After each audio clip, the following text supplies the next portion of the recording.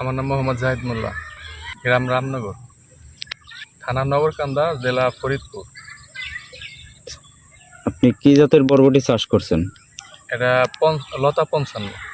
লতা 55।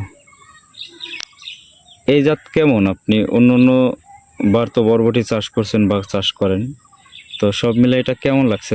আমি অন্যান্য কয়েক বছর ধরে কি বরবটি চাষ করি। এটা অন্যান্য বরবটির সাথে অনেক গুণে ভালো।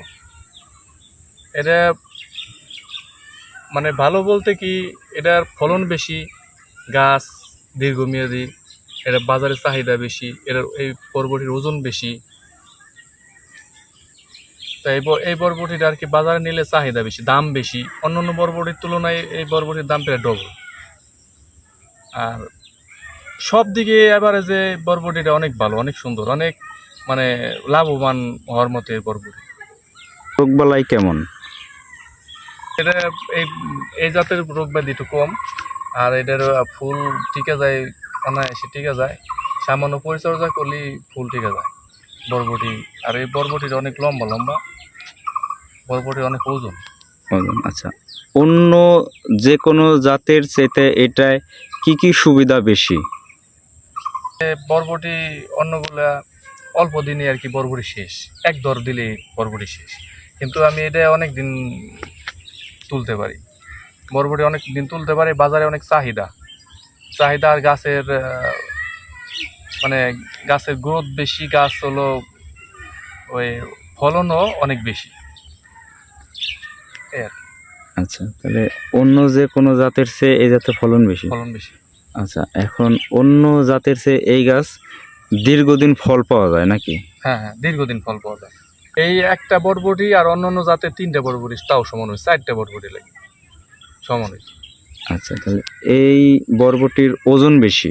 হ্যাঁ, ওজন বেশি এবং এটা আপনার শুকায় না বরবটি? না, শুকায় না। আমি যদি আজকেও ছিঁড়ি, হয়তো দেখা গেলো ব্যাপারীরা দিলাম, ব্যাপারী যদি কালকেও বিক্রি করতে না পারে, তারপরে দিন বরবটি তেমন আর কি এই পরিবর্তন হয় না। আচ্ছা, না, কালার মাশাআল্লাহ ভালো, কালার খুবই সুন্দর। লম্বা 1.5 হাতের উপর আছে, এক একটা প্রায় 2.5 হাত। আচ্ছা, 1.5 হাত এভারেজ আর কি, 1.5 হাতের উপরে বরবটি। তাহলে অন্য সব যত জাত আপনি চাষ করছেন, এই সব জাতের চাইতে এটা ফলন কেমন? অনেক গুণ ফলন বেশি, সব থেকে বেশি।